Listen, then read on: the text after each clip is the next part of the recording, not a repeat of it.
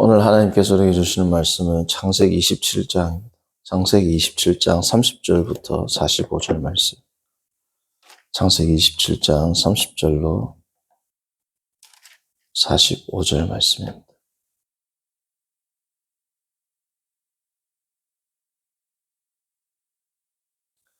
한 절씩 교독하시고 45절 합독합니다.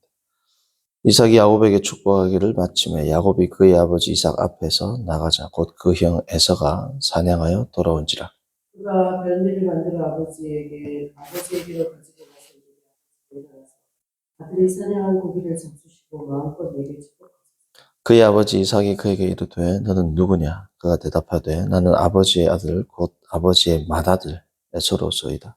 이삭이 심히 크게 떨며 이르되 그러면 사냥한 고기를 내게 공자가 누구냐? 내가 오기 전에 내가 다 먹고 그를 위하여 축복하였은지 그가 반드시 복을 받을 것이니라. 에서가 그의 아버지의 말을 듣고 소리질러 슬피 울며 아버지에게 이르되 내 아버지여 내게 축복하소서 내게도 그리하소서. 이삭이 이르되 내 아버와서 속여 내 복을 빼앗았다. 에서가 이르되 그의 이름을 야곱이라 하며 합당하지 아니하나이까. 그가 나를 속임이 이것이 두 번째니이다. 전에는 나의 장자의 명분을 빼앗고 이제는 내 복을 빼앗았나이다. 또 이르되 아버지께서 나를 위하여 빌 복을 남기지 아니하셨나이까. 이삭이 에서에게 대답하여 이르되 내가 그를 너희 주로 세우고 그의 모든 형제를 내가 그에게 종으로 주었으며 곡식과 포도주를 그에게 주었으니 내 아들아 내가 내게 무엇을 할 수 있으랴. 에서가 아버지에게 이르되 내 아버지여 아버지가 빌 복이 이 하나뿐이리이까. 내 아버지여 내게 축복하소서 내게도 그리하소서 하고 소리를 높여오니 그 아버지 이삭이 그에게 대답하여 이르되 내 주소는 땅이 기르는 집에서 멀고 내리는 하늘 집에서 멀 것이며 나는 칼을 믿고 생활하겠고 내 아우를 섬길 것이며 내가 매임을 벗을 때에는 그 멍에를 내 목에서 떨쳐버리리라 하였더라. 그의 아버지가 야곱에게 축복한 그 축복으로 말미암아 에서가 야곱을 미워하여 심중에 이르기를 아버지를 복할 때가 가까웠은지 내가 내 아와 야곱을 죽이리라 하였더니 맏아들 에서의 이 말이 리브가에게 들림에 이에 사람을 보내어 작은 아들 야곱을 불러 그에게 이르되 내 형 에서가 너를 죽여 그 한을 풀려 하니 내 아들아 내 말을 따라 일어나 하나로 가서 내 오라버니 라반에게로 피신하여 내 형의 노가 풀리기까지 몇 날 동안 그와 함께 거주하라. 내 형의 분노가 풀려 내가 자기에게 행한 것을 잊어버리거든 내가 곧 사람을 보내어 너를 거기서 불러오리라. 어찌 하루에 너희 둘을 이르랴. 아멘. 오늘 이 말씀은 이삭의 축복에 관한 말씀이긴 하지만 오늘날과 적용한다면 이 유산 상속 문제 때문에, 왜냐하면 이 복들이 다 뭐예요? 물질과 관계된 축복의 내용들이거든요. 지금 1절부터 29절까지가 이제 이삭이 야곱에게 준 축복인데, 시간 관계상 이유만 읽었지만 결국은 누가 누구에게 유산을 배분하느냐라는 에 대한 문제인 겁니다. 자, 그러면 한 아들이 아버지의 유산을 100% 다 가져갔어요. 열받을까? 안단 말이에요. 성도님들, 이게 일반적으로 유산이 많지 않은 집은 그래도 덜한데, 제가 직접 겪은 건 아니지만 들은 바에 의하면 서울에 아주 큰 부자 어머니가 계신데, 그 어머니가 돌아가실 때 되니까 이거는 가족이 아니에요. 이거는 그냥 서로 칼만 안 들었지 뭐야? 다 강도란 말이야, 강도. 어머니랑 재혼한 그 남편은 어머니의 아들이 왔더니 가택 침입으로 신고를 하지 않나. 어머니가 돌아가실 때쯤 되니까 먼저 돈을 다 빼돌리질 않나. 엉망진창이란 말이죠. 아들은 아들대로 변호사 사가지고 이 두 명은 법적으로는 혼인 상태가 아니다. 게다가 어머니가 돌아가셨는데 생전 처음 보는 어떤 여자가 와가지고 자기가 딸이라고, 수양 딸이라고. 그리고는 영정사진 옆에서 우는 게 아니라 우는 척 하면서 옆에 사진 찍고 증거사진 남기고. 이게 뭐예요? 엉망이죠. 이게 돈 있는 자의 마지막 이러한 혈투가 있습니다. 혈투가. 우리가 드라마나 영화 보면 재벌가의 이 뭐 유산 상속 가지고 이거는 뭐 가족이라고 할 수 없지 않습니까? 물론 재벌가가 그런지 모르겠지만 어쨌든 재벌까지는 아니지만 이 서울의 큰 부자, 땅 부자였던 어떤 분이 돌아가실 때 제가 그랬다라는 이야기를 들은 적이 그에 비견되는 갑부가 누구야? 지금 이삭이란 말이야, 이삭. 그 작은 아들은 자기가 올 분깃도 있어요, 없어요? 원래 야곱도 있죠? 형이 2배로 받고 자기가 받는단 말이죠. 그러니까 형이 60% 받고, 아니, 2배면. 형이 70%, 65% 받고, 자기가 뭐, 67% 받고, 뭐, 자기가 33% 받고, 뭐, 이렇게 되겠죠? 그렇게 자기가 받을 분깃도 있는데, 야곱은 이 분깃을 어떻게 합니까? 나는 33%로 만족할 수 없다. 내가 67%를 받겠다. 더 아니고 뭐야? 내가 100%를 다 가져가겠다. 하는 겁니다. 그 이유가 또 뭘까요? 이게 오늘 이 문제가 여러 개가 복합되어 있습니다. 왜냐하면 이삭이 야곱을 에서를 알고 축복했을 때 67%만 줬어요. 다 줬어요. 그러니까 야곱이 이거 안단 말이죠. 야곱도. 그러니까 이게 부모의 편애. 그래서 이 야곱과 에서를 다룰 때 무슨 문제들이 있어요? 편애 문제, 편애주의. 그러니까 이게 나중에 가면은 유대주의로 발전하게 되는 거죠. 편애주의. 그리고 뭐예요?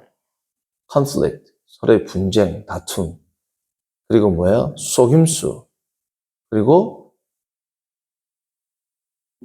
개인에 있어서의 큰 흠결, 약점. 이 4가지가 다 뭐예요? 종합적으로 이게 마치 하모니 같이 쫙 이루어져가지고 이런 범죄 현장들이 이제 생기고 가정에 불화가 생긴단 말이에요. 그러니까 야곱이 생각할 때 야곱의 탐욕 있죠. 탐욕. 그리고 어릴 적부터 형과 다투는 게 뱃속에서부터 그랬죠. 야곱은 탐욕이고 자기의 앞날을 위해서 자신을 위해서는 모든 것을 다 버릴 수도 있는 그러한 비열한 사람으로 처음에 등장하는데 야곱의 큰 흠결, 거기에다 욕심, 거기다가 형과 어릴 적부터 뱃속에서부터 싸우는 그러한 투쟁, 본능. 그러니까 그것도 뭐 욕심이죠. 거기다가 아버지의 뭐예요? 편애. 이러한 것들이 다 어떻게 해요? 어우러진 거란 말이죠. 그러니까 리브가 엄마가 야곱을 좋아하는 게 별 효과가 있어요? 유선 상속에는 아무 효과가 없단 말이죠. 그러나 또 어머니가 등장해가지고 같이 속임수를 쓰게 되는 것. 이게 다 복합적으로 하나라도 악귀가 맞아떨어지지 않으면 이 사건이 생길 수 있습니까? 없습니까? 이게 탁탁탁 톱니바퀴처럼 맞아떨어져가지고 지금 이 사건이 이제 터지게 된 겁니다. 아우가 다 받아간 거죠. 성도님들, 유산 상속을 아우가 다 받아갔다. 그러면 에서 정도가 아니라도 웬만큼 좀 한 사람도 내가 죽여버리겠다라는 마음이 들 수도 있을 정도로 뭐예요, 지금? 화가 나는 상황입니다. 그런데 부모는 안단 말이죠. 아, 얘 에서는 다혈질이기 때문에 진짜 죽일 수도 있겠구나. 그러한 뭐예요? 지금 상황이 발생을 한 겁니다.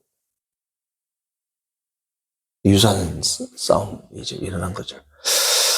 자, 이러한 장면과 관련해서 오늘 말씀의 제목은 라틴어 표현이 있는데 까르페 디엠이라는 게 있습니다. 까르페 디엠. 까르페 디엠이 무슨 뜻이냐? 까르페 2인칭 단수 명령 현재입니다. 너는 2인칭 단수니까 너는이죠. 명령법이니까 너는 까르페 붙잡아라. 원래 까르피오 하면 붙잡다, 획득하다, 움켜쥐다 뭐 이런 거거든요. 너는 움켜져라, 붙잡아라. DM이 뭐냐면 day입니다. day. 오늘을 붙들라. 오늘을 즐겨라라고 번역을 하는 분도 있는데 더 정확히는 오늘을 뭐라고요? 붙들라. 마치 성경의 세월을 아끼라, 때가 악하니라와 비슷합니다. 뜻이.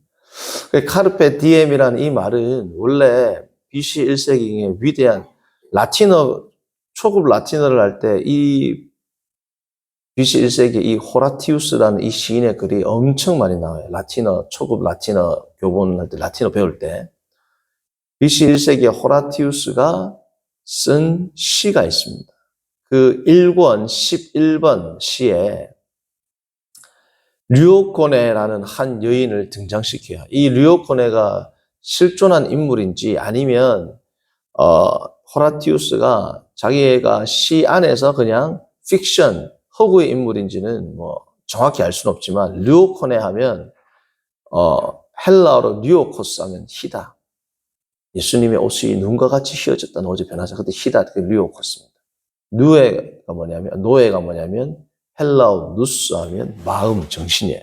그러니까 우리로 말하면 마음이 깨끗한 여인 이 뜻입니다. 그 류오코네를 등장시켜서 쓴 시 가운데 마지막 표현이 카르페 디엠입니다. 카르페 디엠. 그래서 이 문맥을 보면 무슨 뜻이냐면 뭐 이걸 다 읽을 필요는 없지만 문맥을 보면 무슨 뜻이냐면 이 세월은 내일은 알 수가 있어요, 없어요? 내일은 알 수도 없고 내일은 엄청 빨리 날아간다. 그것을 무슨 표현을 쓰냐면 질투, 시간을 질투라고 표현을 합니다. 여성명사 질투, 인비다라는 말을 써가지고 시간은 마치 우리가 조금이라도 같이 여유를 부리면 질투하듯이 엄청 빨리 화살처럼 날아가고 미래는 내가 알 수 있다 없다? 알 수 없다. 그래서 미래를 알려고 우리로 말하면 사주팔자 보러 다니지 말고 그런 표현이 나와요. 사주팔자라고 말 안 하고 말하면 바벨론 선지자들의 테이블을 찾아가서 그 테이블을 참고하지 마라. 우리로 말하면 사주팔자 책이거든요. 그런 거 가지 마라는 거예요. 그리고 제일 마지막에 뭐라고 하냐? 까르페 디엠. 오늘을 붙잡아라. 오늘의 최선을 다하라. 그 뒤에 이렇게 끝납니다. 꾸암 미니메 그레둘라 포스테로. 내일에 대해서는 할 수 있는 한 최소한 믿어라. 그냥 믿지 말라는 겁니다. 내일을. 오늘 하루를 뭐예요? 최선을 다해서 살아라. 오늘 하루를 붙들고 살라. 라는 말을 성경의 저자가 아니고 뭐예요? 로마 시인도 이 말을 했단 말이죠. 미래에 대한 막연한 기대. 미래에 대해서 너무 많은 기대를 하지 말고 하루하루를 어떻게 해라? 최선을 다해 붙들고 살아라. 라는 말씀입니다. 자, 이게 오늘 본문하고 무슨 의미가 있느냐? 오늘 본문을 이제 이런 관점에서 보면 어떻게 볼 수 있냐면 이렇게 볼 수 있습니다. 우리가 지금 오늘 야곱이 거짓말을 하게 되었죠. 유산을 다 가로채기 위해서. 이게 뭐 고상하게 하나님의 축복을 사모했다. 사람들이 이게 뭐 고상하게 이야기하는데 하나님의 축복을 사모한 게 아니고 그냥 돈을 사모한 겁니다. 돈을 사모하는데 어떻게 해야지 돈을 받아요? 축복을 빌어야 돈을 버는 겁니다. 그러니까 성도님들 이게 뭐 고상하게 하나님이 주시는 복을 야곱이 사모했습니다. 이런 게 아닙니다. 이건 그냥 당시에 고대 근동 지방에서 그리고 우리가 아는 창세기, 출애굽기, 레위기를 볼 때 특별히 창세기에서 볼 때 족장들에 보면 하나님이 언약을 맺고 그 아버지를 통해서 복을 선포하고 신의 이름으로 복을 선포하면 그 복을 다 받는다라고 당시에 고대 근동 지방의 사람들은 생각을 했어요. 지금으로 보면 이런 겁니다. 아버지가 변호사 대동에 돌아가시기 전에 이 건물은 너가 하고 자동차는 누가 하고 그러면 딱 그렇게 돼야 안 돼요. 그렇게 생각을 한 겁니다. 과거의 사람들은. 그러니까 뭐 하나님을 사랑하고 하나님의 복을 추구하고 뭐 신앙이 깊어서 그러나 뭐 인격적인 흠이 있지만 하나님이 주시는 복을 사모하는 야곱, 하나님의 복을 경멸했던 에서 이런 게 아니라고요. 야곱은 뭐라고요? 그 유산에 대해서 엄청난 집착이 있었고 에서는 자기 자신이 뭐가 있죠? 자신감이 있었던 거죠. 이래봐야 아버지가 내 축복하면 되고 내가 하면 되지. 이런 거지. 뭐 물론 뭐 신앙적인 게 없진 않겠죠. 왜냐하면 당시에 문화의 사람들은 모든 것들이 신화가 지배하고 있었기 때문에. 그리고 창세기 볼 때 이 야곱과 에서의 시대에도 그들은 그들이 믿는 여호와 하나님, 그들의 부모님이 믿어왔던 그 여호와 하나님의 이름을 빌어서 복을 빌면 복을 받는다. 마치 오늘날 상속을 받는 것처럼 그렇게 생각을 한 겁니다. 그래서 야곱의 지금 이러한 행위를 뭐 영적으로 뭐 고상하게 포장할 필요가 없어요. 그냥 유산 뺏어간 겁니다. 그게 정확하게 이 본문에 대한 정확한 입장이라고 보시면 돼요. 자, 그래서 이 야곱의 거짓말은 앞선 그들의 조상 아브라함과 이삭의 거짓말과는 차원이 다릅니다. 아브라함과 이삭은 왜 거짓말했어요? 살려고. 남을 해를 입히려고 한 게 아니고 죽으니까 자기의 가족을 보존하기 위해서 어쩔 수 없이 부득불 뭐예요? 거짓말을 한 겁니다. 뭐 그렇다고 해서 그 거짓말이 옳다 이 말을 하는 건 아니지만 우리가 살다 보면 어쩔 수 없이 하는 거짓말과 물론 그 거짓말을 제가 옹호하는 게 아니라 그 거짓말과 남의 거를 다 뺏어가려고 하는 거짓말, 그걸 우리가 다른 말로 뭐라고 해요? 사기라고 그러잖아요. 사기꾼하고 부득불 자기가 어떤 입장에서 거짓말을 할 수밖에 없는 상황에서 거짓말한 거하고 같이 취급합니까? 우리 지금도 법정에서? 후자는 범죄란 말이죠. 전자는 뭐 상황에 따라 범죄일 수도 있고 아닐 수도 있고 또 사람들이 인정해 줄 수도 있고 이해해 줄 수도 있는 그런 영역입니다. 그럼 야곱은 자기 것도 아닌 남의 것을 뭐예요? 다 뺏어가기 위해서 신앙을 이용해 먹고 아버지를 이용해 먹고 한 겁니다. 자, 그런데 여기에 누가 가담한다? 야곱이 처음에 머뭇거렸어요? 안 머뭇거렸어요? 야곱이 머뭇거렸습니다. 이 범죄를 누가 조장한다? 이거를 오늘날 말로 뭐라 콩가루집안. 성도님들 지금 이 거룩한 뭐예요?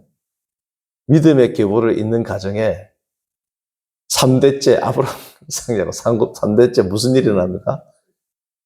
콩가루 집안 된 거야. 아들하고 자 남편, 제가 이 세상에 제일 사랑하는 사람이 누구겠어요? 아내겠죠. 자, 아내가 자기가 또 제일 사랑하는 자가 누구예요? 아들이죠. 아내가 아들이랑 공모해가지고 나의 유산을 다 빼돌렸다. 그냥 뭐 거짓말해가지고 뭐 사소한 거짓말도 아니고 예를 들면 엄마가 너무 쇼핑을 좋아하니까 아들아 오늘 엄마랑 같이 어디 뭐 다른 데 갔다 해라. 그런데 엄마랑 아들이랑 쇼핑 가가지고 엄마 옷 사고 이 정도가 아니란 말이죠. 그 정도면 뭐야? 아버지가 뭐 그래. 엄마하고 아들이 공모해가지고 뭐예요? 아버지가 막 1,000억 부자, 뭐 2,000억 부자인데 눈 떠보니까 다 어디 갔어? 엄마하고 아들이 돈을 싹 다 가져갔다. 에서가 죽이겠다 하는 게 아니고 원래는 누가 죽이겠다 해야 돼요. 이삭도 내가 이 여편네랑 아들을 가만두지 않겠다. 그렇게 생각이 들어야 돼요? 안 들어야 돼요?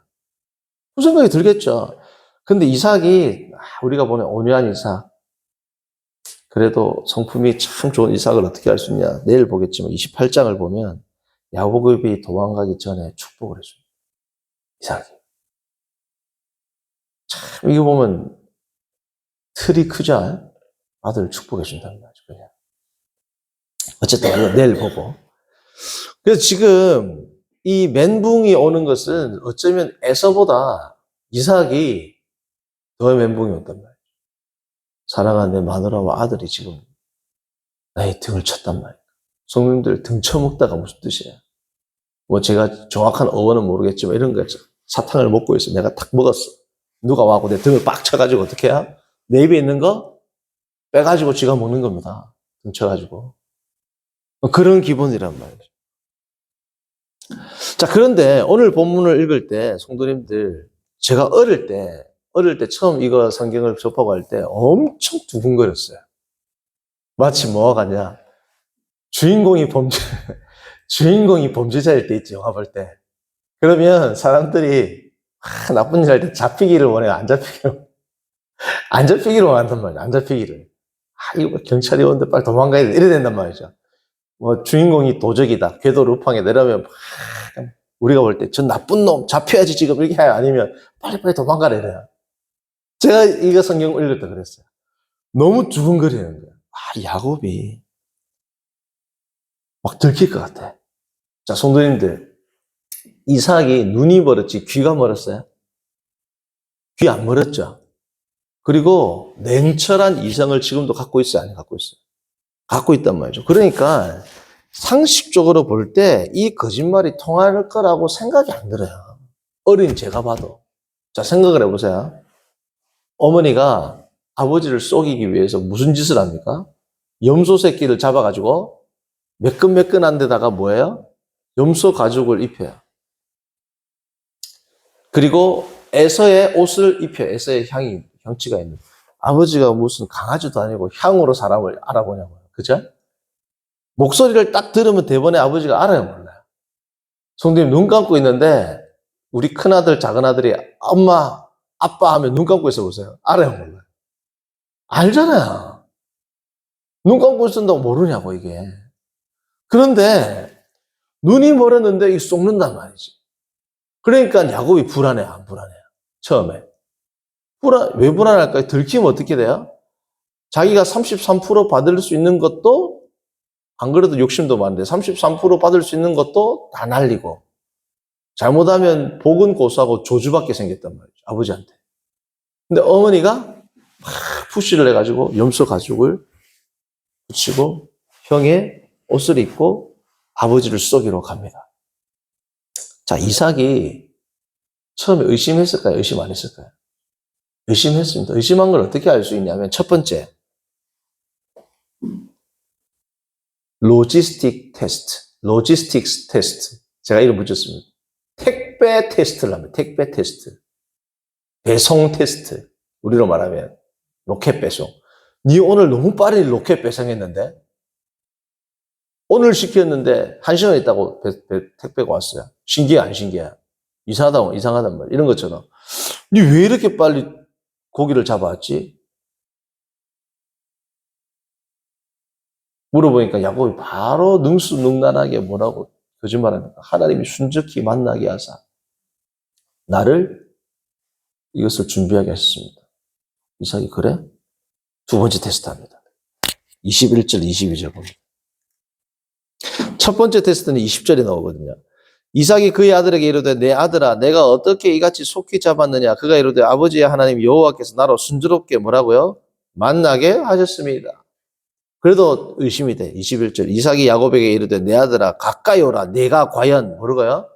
내 아들 에서인지 아닌지 뭐라고요? 내가 너를. 자, 성도님들 나중에 에서가 딱 왔을 때 내가 에서입니다니까 야곱이 바로 어떻게 해요? 떨면서 바로 믿죠.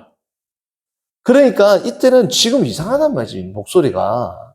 그러니까 야곱이 어떻게 해요? 이 긴가민가한데 니 가까이 와봐. 22절. 야곱이 그의 아버지 이삭에게 가까이 가니 이삭이 만지며 이르되 만져보는 거죠. 음성은 야곱의 음성이나 손은 누구의 손이다? 에서의 손이다. 테스트를 첫 번째 택배 테스트, 두 번째 터치 테스트 만져봤단 말이에요. 세 번째 무슨 테스트 할까요? 조향사처럼 향 테스트를 합니다. 향 테스트. 26절에서 27절입니다. 마지막으로 진짜 축복하기 전에 26절. 자, 25절에 축복을 살짝 지나가는 축복을 합니다. 25절 보세요.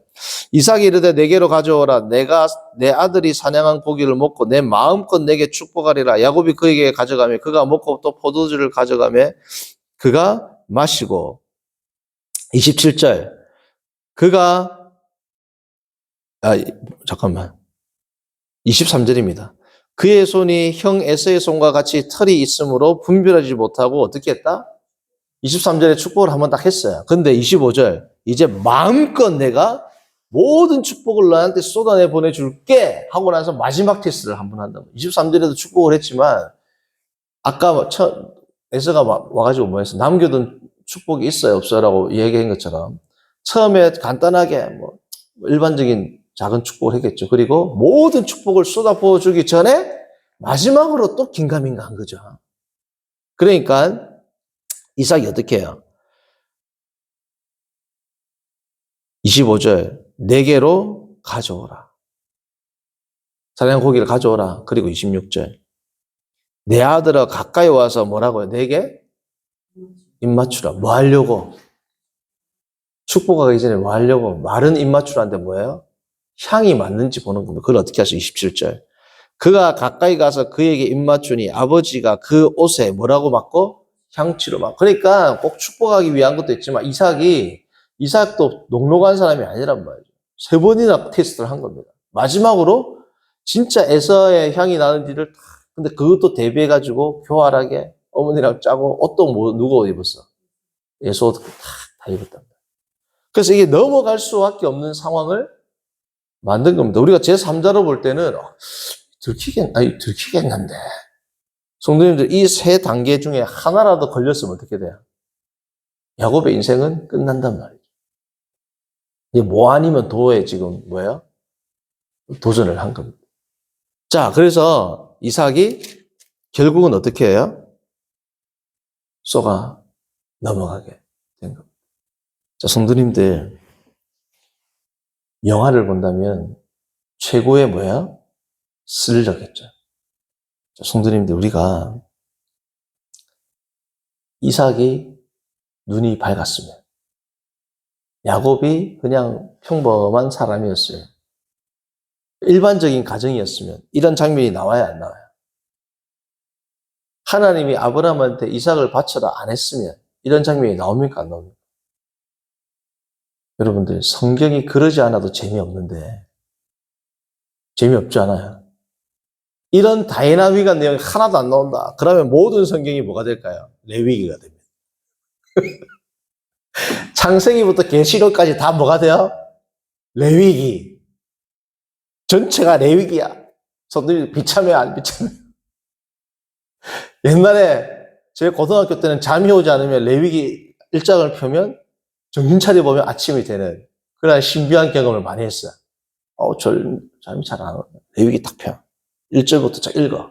정신 차려보면 나는 자고 있어. 그런 신비한 책이 뭐예요? 레위기란 말이에요.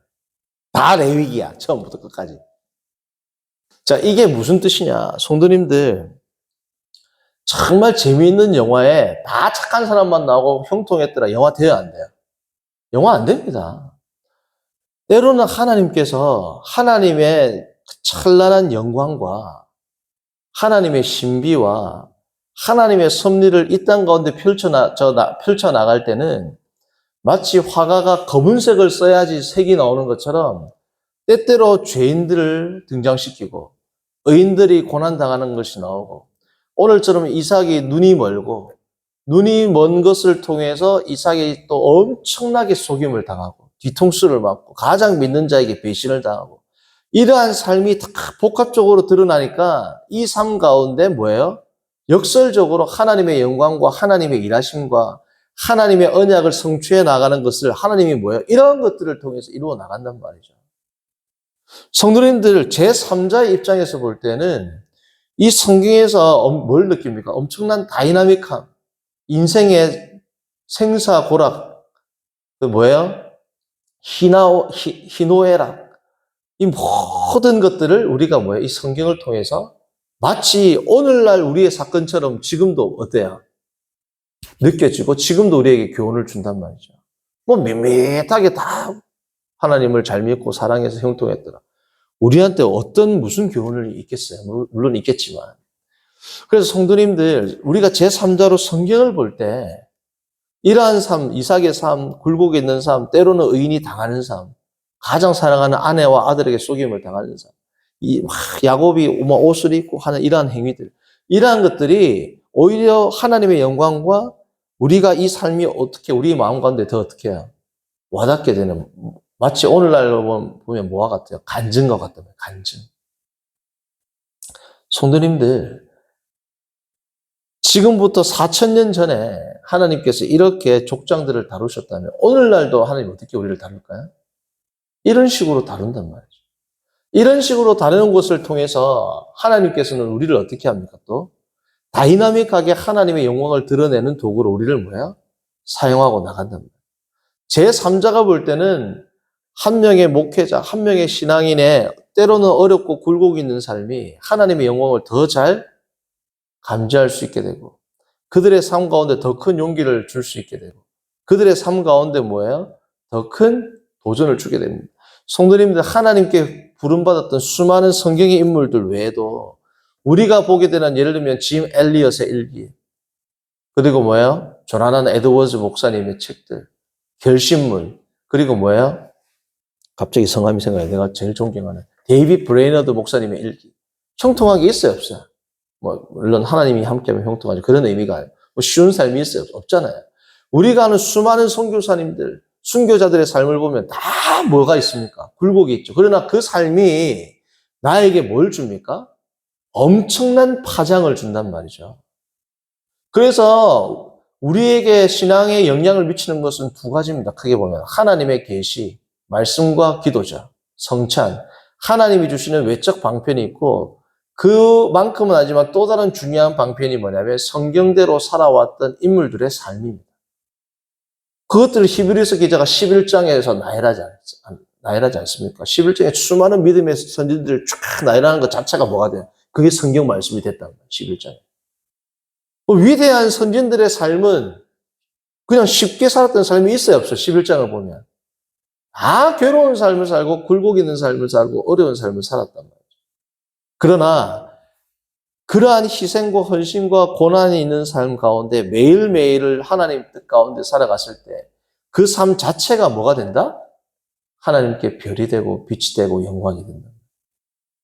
성도님들, 오늘 하루 그냥 아무 일이 없는 삶을 기대하지 마십시오. 그 재미없는 삶이에요. 그냥 돈 잘 벌고 잘 되고 흉통하고 걱정 없고 좋은 것 같지만 너무 신앙에 뭐예요? 다이나믹이 떨어진단 말이에요. 때로는 어려움, 때로는 힘듦, 때로는 시험, 때로는 유혹, 때로는 넘어짐, 때로는 좌절함. 이 모든 것들을 합력하여 선을 이루어가는, 합력하여 하나님의 영광을 보여드리는, 합력하여 하나님의 섭리를 드러내는 위대한 하나님의 영광을 나타내는 도구가 오늘날 내가 될 수 있는 겁니다. 뭘 통해서? 고난과 어려움을 까르페 디엠, 최선을 다하여 주의 말씀을 붙들고 살아갈 때 나의 삶이 하나님께 영광이 되고 나의 주위에 있는 다른 자들에게 하나님의 영광을 드러내고 다른 사람들에게 힘을 주는 그러한 위대한 인생이 될 수 있음을 우리가 고난과 고통과 어려움과 시험과 환난과 좌절 등을 다른 관점으로 보자는 겁니다. 성도님들, 까르페 디엠. 더 정확히는 뭐야? 세월을 아끼십시오. 때가 악합니다. 세월을 붙드십시오. 어떻게? 밑에 나오죠? 그러므로 오직 성령으로 충만함을 받으심으로 주의 말씀에 순종하고 주의 영광을 드러내라. 환난 가운데도 위대한 성도로 하나님 앞에 나의 삶으로 증명하는 저와 여러분들 되기를 바랍니다. 선하신 하나님 아버지, 오늘 말씀을 통하여 우리의 삶 가운데 있는 수많은 굴곡의 깊이가 깊을수록 하나님의 영광을 더 드러낼 수 있는 이러한 역설, 신앙의 역설을 다시금 생각하게 하시면 감사합니다. 하나님 아버지, 편안하고 평탄하고 고민 없는 삶이 아니라 어떠한 삶 가운데서도 주의 말씀 붙들고 하나님의 영광을 드러내기에 하나님의 선하심을 드러내기에 하나님의 섭리를 만방에 드러내는 것을 더 기쁨으로 삼고 살아가는 우리 모두가 될 때에 주님 앞에 영광이 되며 주님 앞에 향기가 되는 복된 인생들, 복된 성도들 되도록 인도하여 주옵소서. 예수님의 이름으로 기도합니다. 아멘. 하늘에 계신 우리 아버지여, 이름이 거룩히 여김을 받으시오.